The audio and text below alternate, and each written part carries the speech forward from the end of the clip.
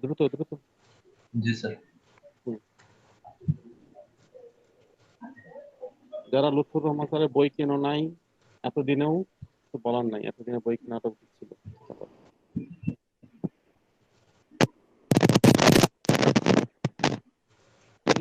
দেখো,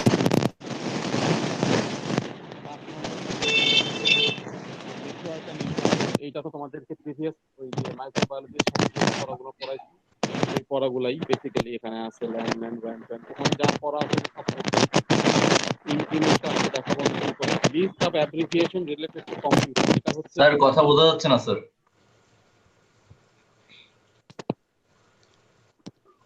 background noise খুব বেশি হচ্ছিল স্যার, কথা বোঝা যাচ্ছে না। 5 নম্বর যে টপিকটা, 5 নম্বর টপিক হচ্ছে নেটওয়ার্ক আর ইন্টারনেট রিলেটেড যেসব টপিক গুলো আছে সেগুলো টপিক হচ্ছে ম্যাক্সিমাম টপিকই মাইক্রোবায়োলজিদের সাথে যেগুলো পড়াইছি সেগুলো। ল্যান জি ম্যান স্যার। ওয়ান, কোনটার কি অপারেশন, কোনটার সুবিধা অসুবিধা, যেগুলো হাপকি জাপকি যা পড়াইছি ওখানে ওগুলাই। তারপর হচ্ছে ইমেলটা আজকে পড়াই দিব। আর list of abbreviation related to computer, এটা হচ্ছে লুৎফর রহমান স্যারের বইয়ের কত নম্বর পেজ হবে, এটা হচ্ছে অ্যাব্রিভিয়েশনটা কোথায় আছে, এই দেখো অ্যাব্রিভিয়েশনটা আছে হচ্ছে আহ একেবারে লাস্টে। এটা হচ্ছে অ্যাপেন্ডিক্স, অ্যাপেন্ডিক্স 2, অ্যাপেন্ডিক্স 3। অ্যাপেন্ডিক্স 3-এ আছে, একবার লাস্টে চলে যাও, দেখো অ্যাব্রিভিয়েশন অ্যাক্রোনিম। এই অ্যাব্রিভিয়েশনের কোনো আলাদা সিলেবাস নাই, এখান থেকে যেগুলো যেগুলো পড়বা মনে রাখবা, পড়ে মনে রাখতে হবে আর কি। এখানে যেগুলো যেগুলো পরিচিত, এগুলো সবগুলো অ্যাব্রিভিয়েশন তো পড়ে আসলে মনে থাকবে না। এগুলা যেগুলা যেগুলা আছে আর কি, সেগুলা যতটুকু মনে রাখা যায় ততটুকু। যেগুলা যেগুলা পড়াইছি হয়তো বা যেগুলা হয়তো বা তোমাদের লাইফ রিলেটেড জিনিসপাতি আছে সেগুলো আর কি পড়ে রাখতে হবে। হুম। এই অ্যাব্রিভিয়েশনের এখানে কোনো সিলেবাস টিলেবাস বলতে কিছু নেই। অ্যাব্রিভিয়েশন গুলা দেখে রাখবা, সব যে কাজে লাগবে তাও না, যেগুলো হয়তো বা কাজে লাগার বা যেগুলো হয়তো মনে হচ্ছে যে যে কোনো একবার লাইফে কোনো কিছু শুনছো, সেগুলা জাস্ট শুনে রাখবা। এগুলো এখান থেকে পড়ে পড়ে নিতে হবে নিজে থেকে আর কি। এখানে পড়ানোর কিছু নাই, জাস্ট অ্যাব্রিভিয়েশনের অর্থ হচ্ছে কোনো একটা শর্টকাট ওয়ার্ড থাকে, সেই শর্টকাট ওয়ার্ডের ফুল মিনিংটা কি হচ্ছে সেটা হচ্ছে আর কি। যেমন CPU, control central processing unit, CPU. তারপর সিডি, এটা হচ্ছে কম্প্যাক্ট ডিস্ক। এরকম আর কি জিনিসগুলো, এগুলোর অর্থ দিয়ে রাখছে এখানে, এখন পড়তে হবে এটা। তো এটা হচ্ছে লুৎফর রহমান স্যারের বই থেকে ফলো করতে হবে। তো এবার তোমরা তোমাদেরকে যে ইমেলটা একটু আগে যেই স্লাইডটা একটু আগে ফরওয়ার্ড করছে সেই স্লাইডটা ওপেন করো।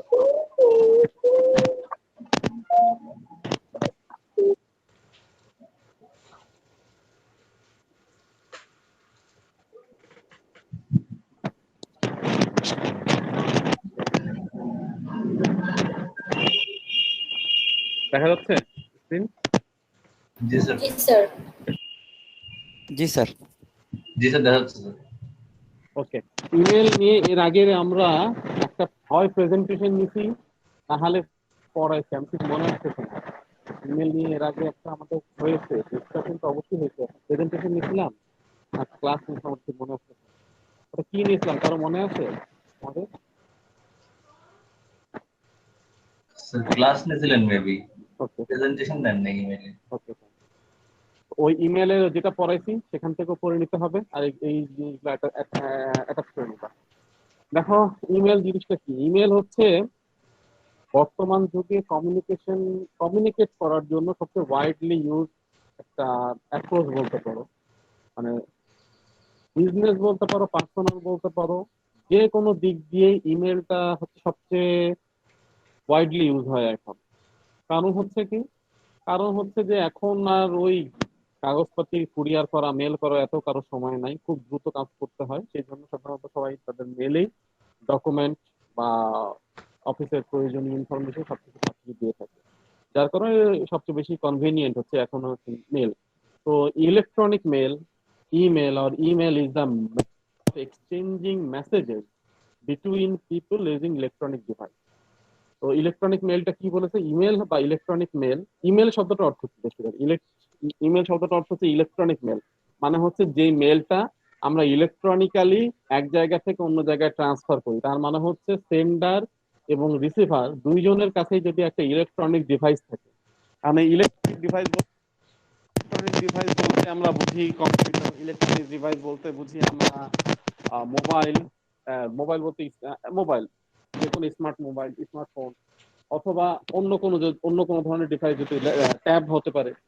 এই ধরনের ইলেকট্রনিক ডিভাইস যদি থাকে যে কোনো কারো কাছে, তারা হচ্ছে সেন্ডার এবং রিসিভার দুজনের কাছে যদি থেকে থাকে, তাহলে ইলেকট্রনিক মেল বা ইমেল হচ্ছে একটা মাধ্যম, যে মাধ্যমে তারা একে অন্যের সাথে ডাটা আদান প্রদান করতে পারে। এটা হচ্ছে ইলেকট্রনিক মেল বা ইমেলের সবচেয়ে সিম্পল একটা ব্যাখ্যা।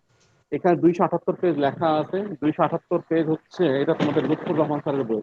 যাদের কাছে লুৎফুর রহমান স্যারের বইটা আছে একটু খুলে রাখো। 278 নম্বর পেজে খুব সুন্দর করে ইলেকট্রনিক মেলের উপরে একটা ডেসক্রিপশন দেওয়া আছে। হ্যাঁ, 278 নম্বর পেজ। এর আগেও পড়াইছি, 278 নম্বর পেজটা আগে পড়ে নিতে ওখান থেকে। দেখো 278 নম্বর পেজে পেজে পাইছো কিনা, পাইছো?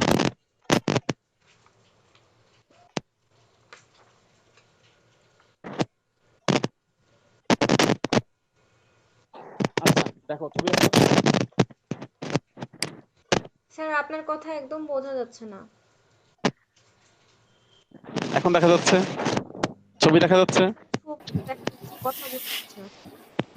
স্যার অনেক বাধা বাধা আসছে ভয়েস। এটা ওয়েদার, কিছু করার নাই, এখন ঝামেলা হচ্ছে এটা। যাই হোক, ছবি দেখতে পাচ্ছ কিনা বলো। জি স্যার। গুড। দেখো আমরা যখন মেল করি এবং যে মেল পাই, এই মেল পাঠানো এবং রিসিভ করা, এই দুইটার মধ্যে কত ঝাপকি ঝাপকি জিনিস থাকে, যেটা আমরা হয়তো বা কেউ কল্পনাও করতে পারি না। তো এই ইমেলটা কিভাবে কাজ করে সেটা নিয়ে আমরা একটু ডেসক্রিপশন দিব। এটা ইম্পর্টেন্ট, কিভাবে মেল কাজ করে। তো মেইলটা কিভাবে কাজ করে এটা দিলে, পিকচারটা দিয়ে একটা বর্ণনা দিতে হবে আর কি। How email works: sender creates and sends an email. Sender মানে আমি হচ্ছে সেন্ডার, আমি যদি সেন্ডার হই, তোমাদেরকে যদি ইমেল পাঠাই, তো তোমরা হচ্ছে রিসিপিয়েন্ট বা তোমরা রিসিভার। তো আমি হচ্ছে মেল তৈরি করবো এবং পাঠাবো।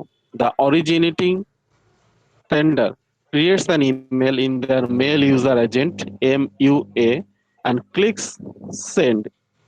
এ হচ্ছে কি, আমি যে সেন্ড একটা মেল তৈরি করব, সে যেখানে তৈরি করব সেটাকে বলা হচ্ছে মেল ইউজার এজেন্ট MUA, এবং পাঠাবো, ক্লিক করব সেন্ডে।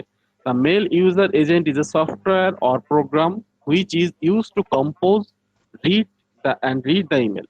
এই মেল ইউজার এজেন্টটা কিছুই না। মেল ইউজার এজেন্টটা হচ্ছে একটা সফটওয়্যার বা প্রোগ্রাম, যেই প্রোগ্রামের মাধ্যমে আমরা মেলটা তৈরি করছি এবং পাঠাচ্ছি, বা আমরা রিসিভার যদি থাকে, সেই রিসিভারও হচ্ছে রিসিভ করবে এবং পড়তে পারবে।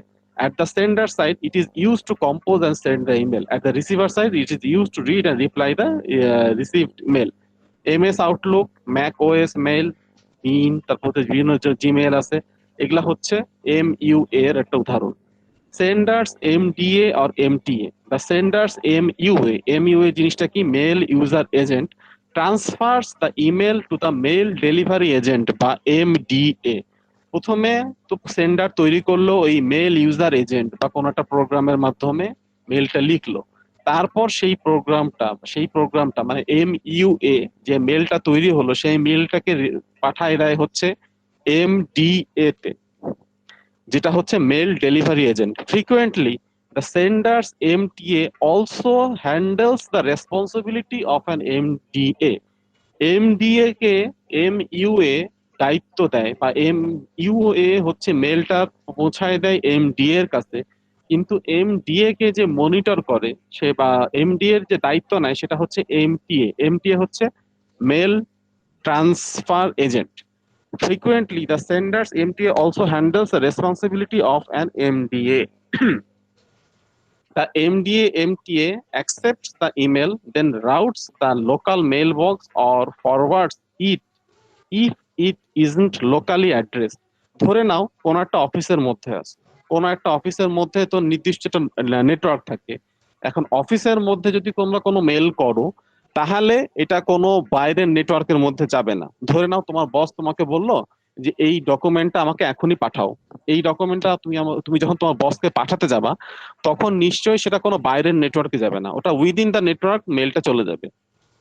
সেই জন্যই বলেছে the MDA MTA accept the email, then routes the local mail box আর ফরওয়ার্ডস ইট। যদি এটা বাইরে কোনো দিকে না যায়, তাহলে এটা জাস্ট ফরওয়ার্ড করে দিবে। MTA is the backbone of the email system. It takes email from the UA or MSA. এমটিএটাই হচ্ছে একটা ইমেল সিস্টেমের ব্যাকবোন বা মেরুদণ্ড। এ কি করে, এর কাজ হচ্ছে এমএসএ থাকে বা ইউএ থেকে মেলটা অ্যাকসেপ্ট করে, আন্ডারস্ট্যান্ড দ্য রিসিপিয়েন্টস অ্যাড্রেস। রিসিপিয়েন্টের অ্যাড্রেস, ধরে নাও আমি এখন তো কাউকে মেল করছি, তালহা অথবা ইশতাককে মেল করছি, তো এমটিএ যে ট্রান্সফার যে এজেন্টটা আছে, সেই ট্রান্সফার এজেন্টের কাজ হচ্ছে আগে বুঝবে যদি বাইরের নেটওয়ার্ক, যেহেতু তালহা বা ইশতাক কেউ আমার কাছে নাই বা আমার কোনো অভ্যন্তরীণ কোনো নেটওয়ার্কের মধ্যে নাই, তার মানে এটা বাইরে যাবে। বাইরে গেলে ওই এমটিএ বুঝবে যে আমি কার কাছে পাঠাচ্ছি, যে রিসিপিয়েন্টের অ্যাড্রেসটা দিব সেই রিসিপিয়েন্টের অ্যাড্রেসটাতে কি আছে সেটা বুঝবে, বোঝার পরে সে কাজ করবে। Understands the recipients address and deliver it to the destination, এবং ডেস্টিনেশনে পৌঁছে দেয়। MTA uses Simple Mail Transfer Protocol SMTP for its operation. এই MTA যে প্রোটোকলটা ফলো করে সেটা হচ্ছে SMTP. MDA takes mail from MTA and deliver them to the message store. তারপর হচ্ছে network cloud. An email can encounter a network cloud within a large company or ISP or the largest network cloud in existence in the internet. একটা email যখন তুমি কাউকে করবা, যদি তোমাদের অফিসের মধ্যে হয় বা একটা বড় অফিসের মধ্যে হয়, তো সেখানে তো মনে করো একটা নেটওয়ার্ক থাকবেই। সে একটা অফিসের নেটওয়ার্ক, এটা ধরে নাও একটা আইএসপি দিয়ে বা একটা কোনো সার্ভার দিয়ে মেনটেন করা হচ্ছে।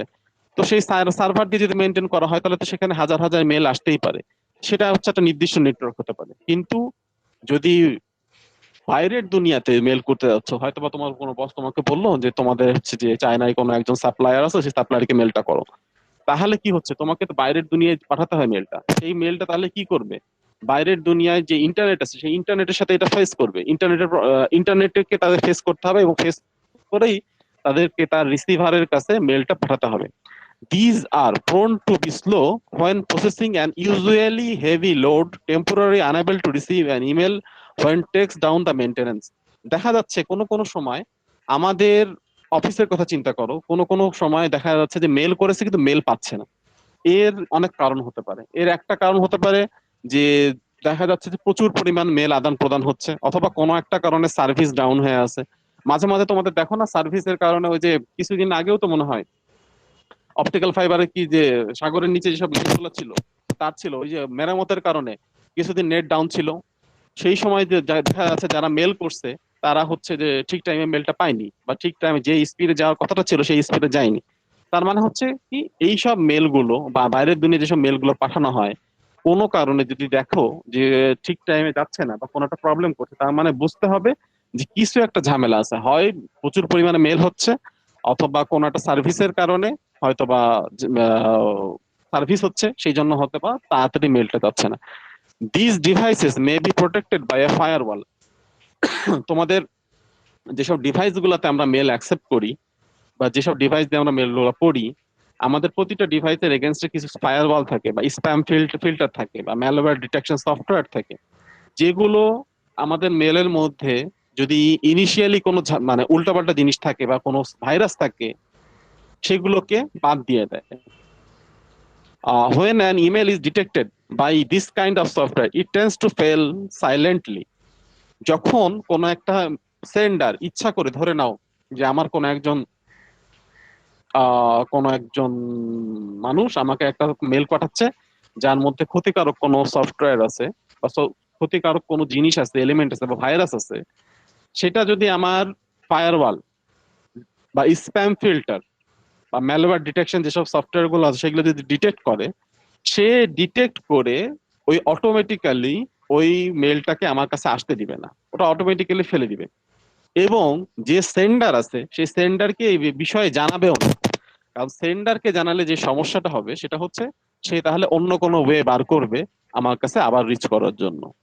যার কারণে এইসব ফায়ারওয়াল সাধারণত বলে লাগে ফায়ারওয়াল দিয়ে রাখতে পিসিতে, বা অ্যান্টিভাইরাস সফটওয়্যার যেগুলো আছে সেগুলো দিয়ে রাখতে, যাতে করে কেউ যদি কোনো মেলের মাধ্যমে ঝামেলা করতে চায় তাহলে যেন ইনিশিয়ালি আমাদের নেটওয়ার্কটা আমাদের কম্পিউটারটাকে প্রোটেক্ট করা যায়। এটা হচ্ছে নেটওয়ার্ক ক্লাউড। 4 নম্বরটা হচ্ছে কি email queue. The email in the diagram is address to someone at another company, so it enters an email queue with other outgoing email messages.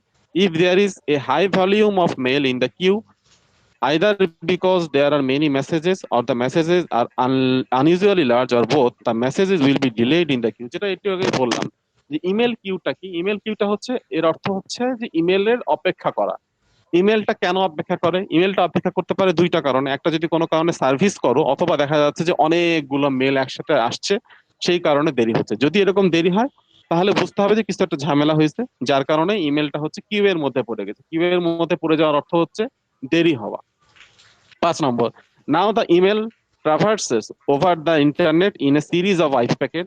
যেটা করে, এই ইমেল গুলো ছোট ছোট ছোট ছোট আইপি প্যাকেট, ছোট ছোট প্যাকেটে ভাগ হয় এবং আমাদের যে ডেস্টিনেশন, সেই ডেস্টিনেশনের মধ্যে মধ্যে পৌঁছায়।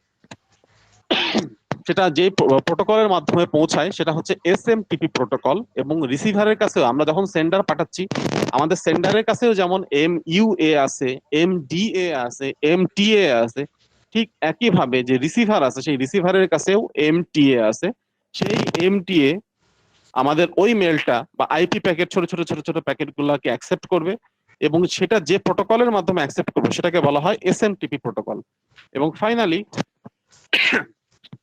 the server collects all the email and places them to the appropriate location so that these are accessible to your email clients through POP or IMAP service. এই 5 নম্বর পর্যন্ত বললেই হয়ে যাবে। মানে কিভাবে একটা সেন্ডার থেকে মেলটা যাচ্ছে, নেটওয়ার্ক ক্লাউডের মধ্যে যাচ্ছে, ইমেল কিউবে পড়ছে, এবং ফাইনালি এমটিএ দিয়ে যে আমাদের রিসিভিং এন্ডে যে থাকছে, সে হচ্ছে আমাদের মেলটাকে অ্যাকসেপ্ট করছে। এতটুকু পর্যন্ত বললেই আমাদের হচ্ছে যে মেলটা কিভাবে, ইমেলটা কিভাবে কাজ করে এটা ব্যাখ্যা হয়ে যায়। এখন ইমেল অ্যাড্রেস, এই ইমেল অ্যাড্রেস সম্পর্কে আসলে খুব সহজ, এখানে এমন সেরকম কিছু বলবো না, জাস্ট দেখে নাও। দেন an email address is the means through which electronic mail or email can be received. Email অ্যাড্রেসের মাধ্যমে একজনকে ইমেল করে বা ইমেল রিসিভ করে। To deliver a message via email, the sender mail server connects to the recipient server. An email address provides the information necessary for the operation. No two email addresses can be the same. একই ধরনের দুইটা email address হতে পারে না। Each complete address must be unique. প্রতিটা address হতে হবে আলাদা, এবং আলাদা তো হতেই হবে, কারণ আমি আমার বাসার ঠিকানা যেমন আলাদা, তোমার বাসার ঠিকানা, তোমাদের সবার বাসার ঠিকানা যেমন আলাদা, ঠিক এই ইমেল অ্যাড্রেসটা হতে হবে আলাদা। হয়তোবা কেউ যদি বলো যে আমরা যদি একটা ফ্ল্যাটে থাকি বা একটা বিল্ডিং এর অনেকগুলো ফ্ল্যাট আছে, সেই বিল্ডিং ফ্ল্যাটের মধ্যে তোমাদের বাসার অ্যাড্রেসটা এক হবে না। তোমাদের বাসার ফ্ল্যাটের একটা নির্দিষ্ট নাম্বার থাকবে, হচ্ছে 10-এ, 11-এ বা 11B, এরকম কিছু একটা অ্যাড্রেস থাকবে। সেই রকমই ইমেল অ্যাড্রেসও প্রতিটা মানুষের ইউনিক হতে হবে। ইমেল অ্যাড্রেসের কয়েকটা ভাগ আছে। একটা হচ্ছে user name. The username is found on the leftmost part of the email address before @symbol. এই @symbol এর আগে যে জিনিসটা থাকে, সেই জিনিসটাকেই বলা হয় সাধারণত ইউজার নেম। যেমন ধরো একটা এক্সাম্পল দেখো এখানে, abc@xyz.com। এই এর আগে যে জিনিসটা আছে, সেই জিনিসটাকে সাধারণত বলা হয় ইউজার নেম। 2 নম্বরটা হচ্ছে এই সিম্বল দিয়েই বেসিক্যালি ইউজার নেমের সাথে আমাদের ডোমেইনকে ভাগ করে। তো ডোমেইনের ব্যাপারে একটা আপাতত কিছু যাবো না, ডোমেইনটার ব্যাপারে কিছু মাথা ঘামানো দরকার নেই। শুধু মনে রাখো যে ডোমেইন নামে একটা জিনিস থাকে, সেই ডোমেইন জিনিসটার সাথে ইউজার নামের মধ্যে পার্থক্য থাকে। যেমন আমার যে মেল অ্যাড্রেস, সেটা হচ্ছে কি rizshakirjaman@gmail.com। তার মানে gmail.com হচ্ছে একটা ডোমেইন, আর আমার নাম হচ্ছে rizshakirjaman। ঠিক এইভাবে হয়তো বা তোমাদের অনেকেরই মেল অ্যাড্রেস আছে, ঠিক নামটা, ইমেল অ্যাড্রেসটা খেয়াল করবা। এই নাম আর ডোমেইনের মধ্যে একটা পার্থক্য দেয় এই সিম্বলটা দিয়ে। এই এর জন্য গুরুত্বপূর্ণ। 2 নম্বরটা হচ্ছে second level domain. An email address domain is found on the right side of the @symbol. তার মানে সবচেয়ে বামে থাকে হচ্ছে আমাদের ইউজার নেম, তারপরে থাকে @symbol, তারপর থাকে second level domain. Second level ডোমেনটা হচ্ছে কি, ঠিক @symbol-এর পরপরে যেটা থাকে সেটাকে বলা হচ্ছে আমাদের second level domain. It consists of 2 and top level domains separate by a dot. এই সেকেন্ড লেভেল ডোমেন এবং টপ লেভেল ডোমেনকে আমরা পার্থক্য করতে পারি একটা ডটের মাধ্যমে। যেমন ধরো একটা এক্সাম্পল, abc@xyz.com। এই xyz একটা ডোমেন আর .com একটা ডোমেন। এই ডোমেন টপ লেভেল ডোমেনটা বা .comটা হচ্ছে টপ লেভেল ডোমেন। এই টপ লেভেল ডোমেনটা আবার অনেক রকম হতে পারে। একটা অর্গানাইজেশনের ক্ষেত্রে যেমন ধরো org হয়, এডুকেশনের ক্ষেত্রে হয় edu, তারপরে কোম্পানির ক্ষেত্রে হয় COM। এইরকম করে আলাদা আলাদা করে পার্থক্য করতে পারি। আবার এই সেকেন্ড লেভেল যেটা ডোমেন, যেটা বলছি সিম্বল পরপরই হয়, এই সেকেন্ড লেভেল ডোমেন কিন্তু আবার অনেক ভাগে ভাগ করা যেতে পারে। সেকেন্ড লেভেল ডোমেন অথবা ডোমেনটাকে আমরা 3-4টা ভাগে ভাগ করতে পারি। যেমন ধরো এখানে একটা এক্সাম্পল আছে, লাস্ট টপ লেভেল ডোমেনের উপরের লাইনটা দেখো, abc@mail.xyz.edu। এখানে কিন্তু mail.xyz.edu এই তিনটাই হচ্ছে ডোমেন। এই ডোমেনের মধ্যে লাস্টেরটা হচ্ছে top level domain, second level ডোমেনটা হচ্ছে মেইল, এবং থার্ড লেভেল ডোমেনটা হচ্ছে XYZ। এখানে হচ্ছে ইমেল অ্যাড্রেসের এই ভাগ। এই ইমেল অ্যাড্রেসের যদি ভাগ করতে বলে বা ইমেল অ্যাড্রেসের যদি মূল পার্ট যদি কেউ বলে, তাহলে অবশ্যই বলতে হবে ইউজার নেম অ্যাট, এবং 2-3টা বা 3-4টা ডোমেনের কথা বলার দরকার নাই, শুধু সেকেন্ড লেভেল ডোমেনের কথা বলবা, মানে অ্যাট সিম্বলের পরপরে যেটা আছে সেটা। এবং finally top level domain. Top level domain মানে ডটের ফাইনাল যে ডটের পরে যেই অংশটা থাকে সেটাকে বলা হয় টপ লেভেল ডোমেন। এবং টপ লেভেল ডোমেনের একটা এক্সাম্পল দেখো, abc@xyz.org। এখানে org টা হচ্ছে top level domain. Elements of an email address. Element, একটা ইমেল অ্যাড্রেসের এলিমেন্ট কি কি থাকে? ইমেল অ্যাড্রেসের ফার্স্ট যে এলিমেন্ট সেটা হচ্ছে সাবজেক্ট লাইন।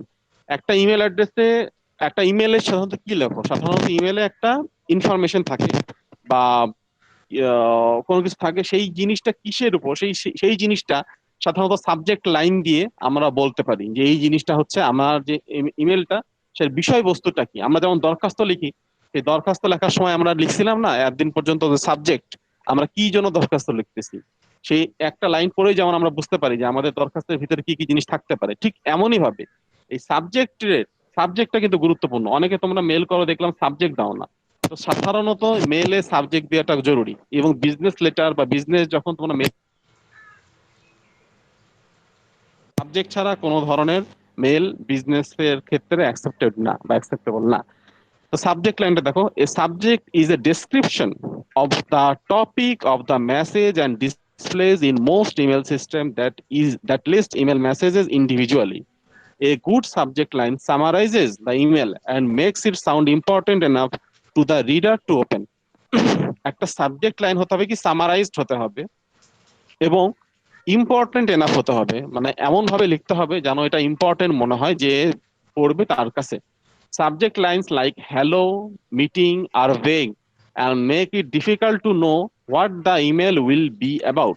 অনেক সময় অনেক দেখছি মেল করছে যে ইম্পর্টেন্ট বা মিটিং, এইগুলা কথা বলে দেখা যায় সাবজেক্ট লাইন দিচ্ছে। এই ধরনের লাইনগুলো বেসিক্যালি খুব ভেগ এবং স্পেসিফিক না, আসলে কি বলা আছে। ইম্পর্টেন্ট তো সবকিছু ইম্পর্টেন্ট হতে পারে, মেলের ভিতরে এখন কি আছে সেটার সেটার একটা সংক্ষিপ্ত আকারে 2-1-3-4টা ওয়ার্ডে আমাদের দিতে হবে সাবজেক্ট লাইনের ক্ষেত্রে। তো সাবজেক্ট লাইনের ক্ষেত্রে কিছু কিছু ইম্পর্টেন্ট ক্রাইটেরিয়া আছে, যেমন ধরো notes on subject line, make the subject line clear, conscious and meaningful. Subject লাইনটা এমন হতে হবে যেন মিনিংফুল হয়, ক্লিয়ার হতে হবে এবং কনসাইজ হতে হবে, সংক্ষিপ্ত হতে হবে। It should summarise not describe. অনেকে দেখা যাচ্ছে সাবজেক্ট লাইনটা আবার 2-1 লাইন লিখে ফেলে। সাবজেক্ট লাইন কখনোই এরকম 5-6 ওয়ার্ডের বেশি হবে না, খুবই কনসাইজ হতে হবে এবং একবার টু দা পয়েন্টে হতে হবে। অ্যাভয়েড ওয়ান ওয়ার্ড ডেসক্রিপশন, একটা ওয়ার্ড দিয়ে ডিসক্রাইব করা যাবে না, কখনোই না, অ্যাটলিস্ট বিজনেস মেলের ক্ষেত্রে তো অবশ্যই না। তারপর 2 নম্বরটা হচ্ছে sender. This is the senders internet and email address. It is usually presume to be the same as the reply to address. এখানে সাধারণত আমরা যারা মেল করি সেখানে সেন্ডার অ্যাড্রেস অলরেডি এখানে থাকে। সাধারণত আমরা যারা 2-3টা মেল ইউজ করি তাদের ক্ষেত্রে একটা অপশন থাকে যে আমি হচ্ছে যে এই মেলের অ্যাড্রেস দিয়ে আমি পাঠাতে চাচ্ছি আমার মেলটা, সেটা আমি তোমাদেরকে একটু পরে দেখাই দেবো। রিসিপিয়েন্টটা কি? রিসিপিয়েন্টটা হচ্ছে যে মেলটা অ্যাকসেপ্ট করবে তার মেল অ্যাড্রেসটা আমাদের ওখানে আলাদা করে লিখতে হবে। তারপর হচ্ছে স্যালুটেশন। স্যালুটেশনটা খুবই গুরুত্বপূর্ণ। সাবজেক্ট লাইনের পরে যে লাইনটা সবচেয়ে বেশি গুরুত্বপূর্ণ সেটা হচ্ছে salutation. After the salutation line, your email salutation or greetings is the next part that the recipient will see. It should match the tone you are trying to set in the rest of the email conversation. Salutation, hello sir, hello madam. অনেকের সময় অনেকে ভুল করে স্যালুটেশনের জায়গায় ভুলভাল করে দেয়, কিন্তু স্যালুটেশনটা কিন্তু খুব গুরুত্বপূর্ণ। স্যালুটেশন দিয়ে একজন লোক বেসিক্যালি অফিসিয়াল একটা মেল পড়া শুরু করে, সেই জন্য স্যালুটেশন তুমি কার কাছে মানে মেলটা পাঠাচ্ছ সেটা গুরুত্বপূর্ণ। যদি নিজের বন্ধুদের কাছে পাঠাও তাহলে স্যালুটেশন একরকম হবে, নিজের ভাই ব্রাদারদের কাছে পাঠালে একরকম হবে, নিজের কলিগদের কাছে পাঠালে একরকম হবে। তো স্যালুটেশনটা খুবই গুরুত্বপূর্ণ একটা মেলের ক্ষেত্রে। তারপরে হচ্ছে কি ইমেল বডি বা মেন ইমেলটা। ইমেলটা কি বলছে? The email body contents the message of the email. এই ইমেল বডির মধ্যে থাকে সম্পূর্ণ মেসেজটা। Effective email keep effective emails keep their email bodies short and add more extensive information to the attachment। এখানে হচ্ছে কি ইমেলটাতে এক্সেসিভ ইনফরমেশন মানে এক্সেসিভ কথা লেখা দেওয়ার দরকার নাই, খুবই কনসাইজ হবে এবং ইনফরমেশনে ভর্তি থাকবে যে ইমেলটা। For formal emails such as message to an employer or emails to your teacher it is best to avoid common email abbreviations। Common কিছু অ্যাব্রিভিয়েশন থাকে, সেগুলো সাধারণত আমাদের ইমেলে ইউজ না করাই বেটার। এখানে জাস্ট এটা পড়ে নিবা। ক্লোজিংটা খুব গুরুত্বপূর্ণ। If an email message is an electronic letter it is ক্লোজিংটা কেমন হতে পারে? সিনসিয়ারলি, যদি কোনো এই শব্দটা ইউজ করা যেতে পারে, see you later, talk to you soon, করতে পারো। ইম্পর্টেন্ট, স্যালুটেশনটা ইম্পর্টেন্ট। মূল কথা হচ্ছে আমার স্যার আমার ইমেলটা আমি পাঠাচ্ছি কোনো একটা ইম্পর্টেন্ট মানুষকে, সে তার সময় বের করে যেহেতু মেলটা পড়ছে, সেই জন্য মেলটা আমার এমন হতে হবে যেন স্যালুটেশন থেকে শুরু করে ক্লোজিং পর্যন্ত সে ইমেলের কোনো জায়গায় বোর ফিল না করে। আমার যদি ইমেলের বডি হয়ে যায় বা ইমেল গল্প লেখার মতো, তাহলে কারো এত সময় নাই যে বসে বসে ইমেলটা পড়বে এবং তোমাকে রেসপন্ড করবে। কিছু কিছু ছাত্রছাত্রী আছে যারা বিদেশের লেকচারারদেরকে তোমার বিভিন্ন সময় ফান্ডিং এর জন্য ইমেল করে, তারা হচ্ছে পড়তে যেতে চায়, এরকম কিছু মর্মে এরকম কিছু দিয়ে হয়তো মেল টেল করে। খুবই অবাক করার মতো কথা, সেদিন আমি যে হায়ার স্টাডিজ অ্যাপ্রোড এই গ্রুপটাতে পড়ছিলাম, লেকচারার লিখেছে, সে বলেছে এরপর থেকে বাংলাদেশি কোনো স্টুডেন্ট যদি তাকে মেল করে, ওই স্টুডেন্ট যদি তাকে মেল করে, সে তার ওই দেশের সব টিচারদের কাছে একটা মেল করে দিবে যে এই স্টুডেন্টটা যদি আমাকে তোমাদেরকে মেল করে, সরাসরি তোমরা একে করে দিবা, ব্যান করে দিবা। তার কারণটা কি? তার কারণটা ছিল তার মেল ছিল বিশাল বড় মেল ছিল, মানে হাজার রকম ঝামেলার কথা দিয়ে তার সংক্ষিপ্ত কথা, লাস্ট কথাটা হচ্ছে আপনি আমাকে একটা স্কলারশিপ দেন, আমি আপনার কাছে যে পড়াশোনা করবো। কিন্তু এই কথাটা বলার জন্য সে নাকি বিশাল বিশাল হাপ্পি জাপ্পি বহুত রকম কথা লিখেছে। এখন সেই প্রফেসর মানে মেলটা পড়ে এত বিরক্ত হয়ে গেছে, সে বলেছে যে এরপর থেকে যদি আমাকে কোনো মেল করে, তাহলে গোটা ওই দেশের বা ওই স্টেটের, দেশ বলছিল না স্টেট বলছিল এই মুহূর্তে মনে আসছে না, বলেছিল যে এরপর থেকে যদি ও আমাকে কোনো মেল করে, তাহলে গোটা স্টেটের সব ভার্সিটির সব টিচারদের কাছে মেল চলে যাবে যে এই স্টুডেন্টকে আর কখনো তোমরা নিবা না। মোস্ট প্রবলি জাপানের কোন একটা ভার্সিটির একটা। সেই জন্য এই সাথে অ্যাটাচমেন্ট আছে। অ্যাটাচমেন্ট সাধারণত আমাদের অফিসিয়ালি কাজে লাগে। কোনো একটা রিপোর্ট কাউকে যদি পাঠাতে হয়, সে আমরা অ্যাটাচ করে পাঠিয়ে দিই। যেমন তোমরা কিছুদিন আগে তোমাদেরকে বলেছিলাম যে ওই এক্সেল ফাইলগুলো তোমরা যেগুলো কাজ করছো সেগুলো আমাকে অ্যাটাচ করে পাঠাও। ওই অ্যাটাচমেন্ট আকারে আমাদের মেলের সাথে কোনো ডকুমেন্ট অ্যাটাচ করে পাঠিয়ে দিতে হয়, সেটা তোমাদেরকে একটু পরে আমি দেখাবো। এইখানে সবচেয়ে গুরুত্বপূর্ণ আরেকটা জিনিস হচ্ছে সিসি কি মানে, সিসি মানে কি, বিসিসি মানে কি, সিসি এবং বিসিসির মধ্যে বেসিক্যালি পার্থক্যটা কি।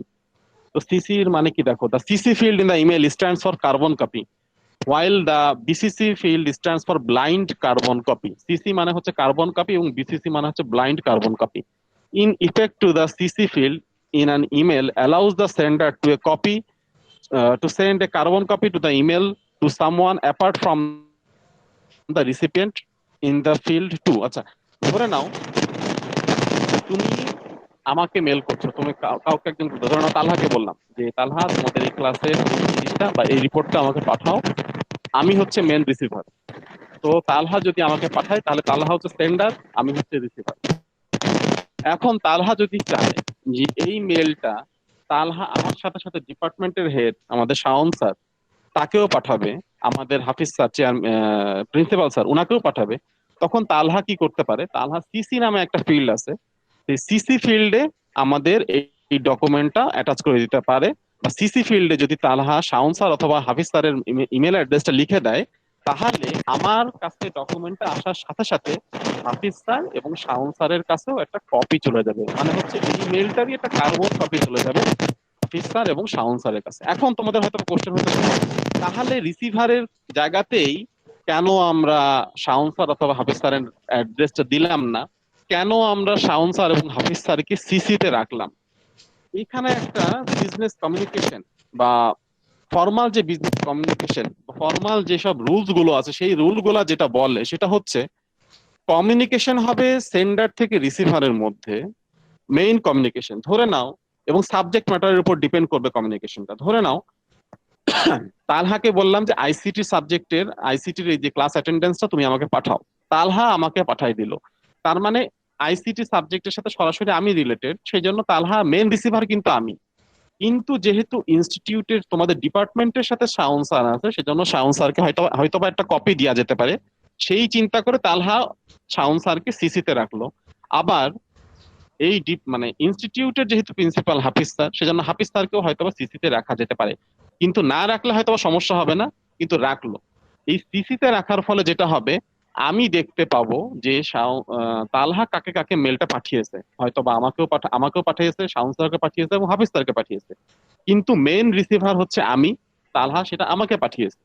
এখন যদি তালহা পিসিতে না রেখে যদি রিসিভারের জায়গাতেই মেলের অ্যাড্রেসটা লিখতো, তাহলে কিন্তু আমি জানতে পারতাম না যে তালহা কাকে কাকে পাঠিয়েছে। শুধুমাত্র সিসিতে রাখার কারণে আমি জানতে পারবো যে তালহা আরো দুইজনকে মেলটা পাঠিয়েছে।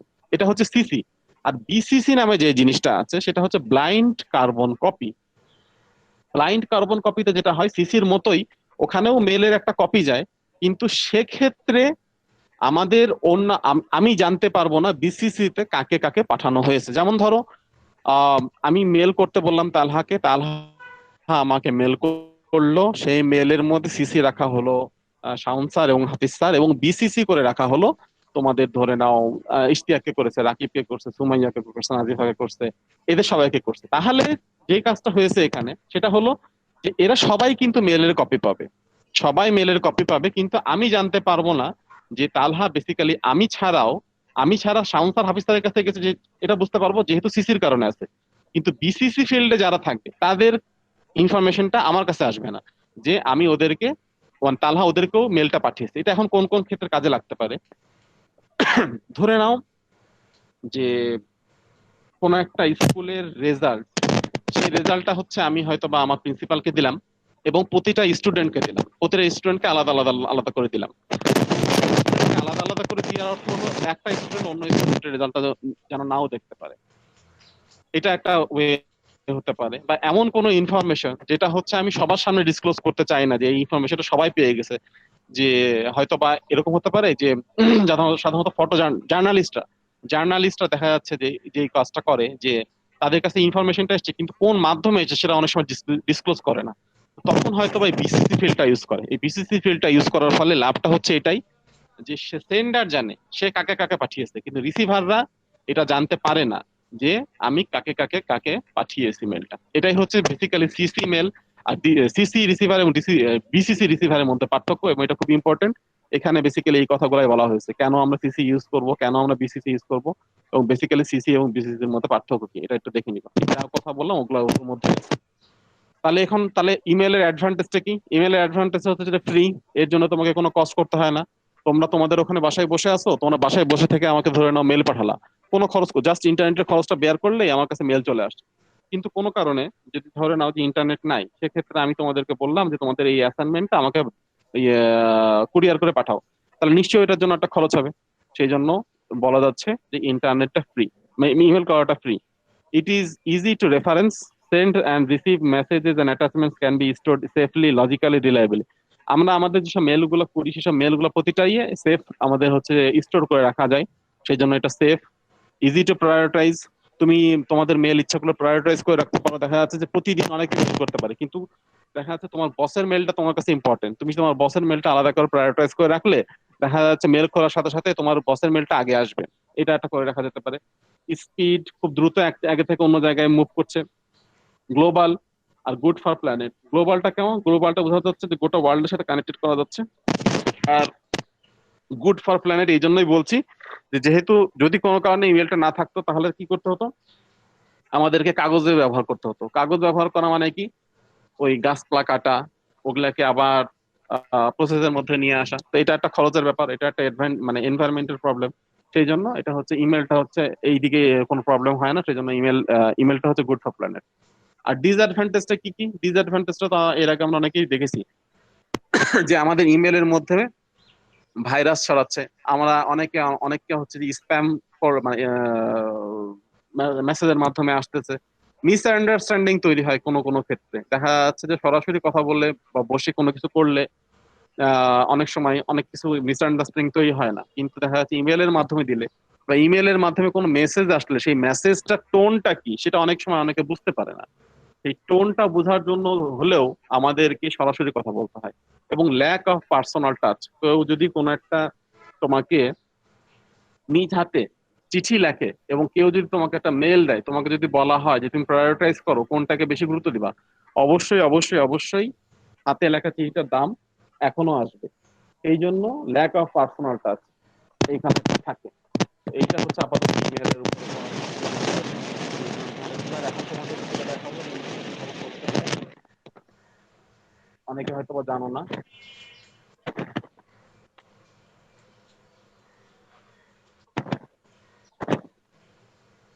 দেখা যাচ্ছে? জি স্যার।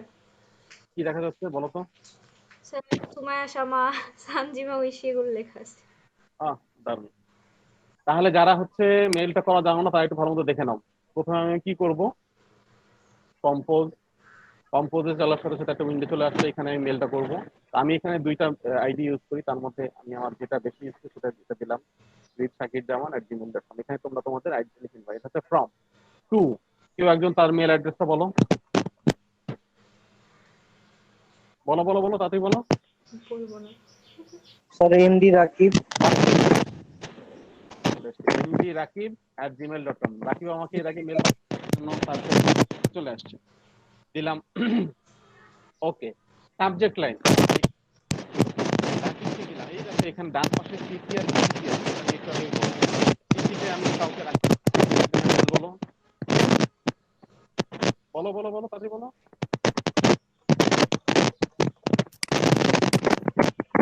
দিলাম দিলাম বিসিসি, বিসিসি কাকে রাখবো, তাহলে সরকার দিলাম।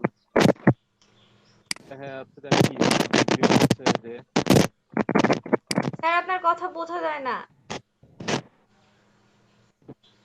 আর কি বুঝবা বলো, আপাতত দেখে নাও কি করছি। ক্লাস মিটিং দিয়ে এখানে হয়তো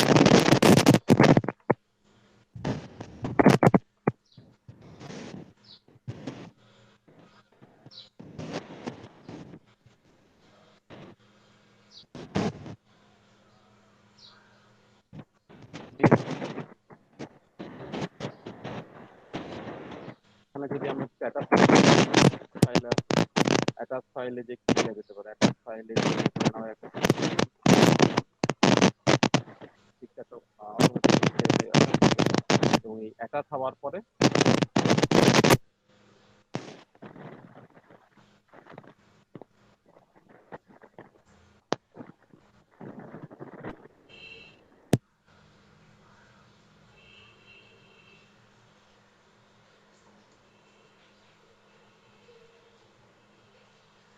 জানাও মেল গেছে কিনা।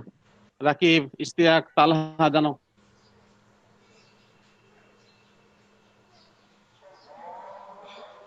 রাকিব, জি স্যার।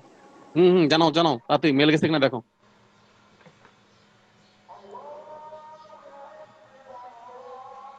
জি স্যার আসছে। তুমি মেলটা ওপেন করে এখন কি কি দেখতে পাচ্ছ বলো তো?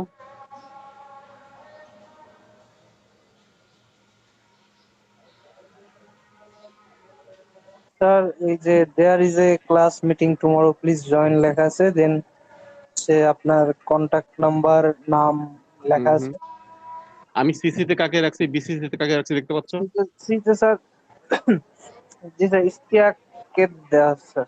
হ্যাঁ তালহা, তালহা না, শুধু ইশতিয়াক স্যার সিতে। হ্যাঁ, কারণ রাকিব জানতে পারবে আমি সিসিতে কাকে রাখছি, কিন্তু বিসিসি তে যে তালহাকে রাখছি এটা রাকিব বুঝতে পারবে না। এটাই হলো বিসিসির মজা, সিসির মজা। বোঝা গেল? এই হলো ঘটনা। একটা বেজে গেছে, অনেক দূর। আর শোনো, নেক্সট ক্লাস তোমাদের হচ্ছে শেষ। কয় তারিখে হচ্ছে রালহা নেক্সট ক্লাস? 23 তারিখ। 23 তারিখ আমি একটু ঝামেলার মধ্যে আছি। 23 তারিখ আমি তোমাদের ক্লাসটা নিতে পারবো না। আনফরচুনেটলি ওই ক্লাসটা তোমাদেরকে নিতে হবে 30 তারিখ। 30 তারিখে, হ্যাঁ 30 তারিখে ক্লাসটা করতে হবে তোমাদেরকে। আনফরচুনেটলি সামনের সপ্তাহে এই দিন আমি একটু ঝামেলার মধ্যে আছি, আমি ক্লাস করতে পারবো না। আর স্যার হুম বলো। স্যার আমি রোল প্রেজেন্ট দেই নাই। আচ্ছা থামো। আর ক্লাস নিব কিনা? ক্লাস নিলে নেওয়া যেতে পারে, কিন্তু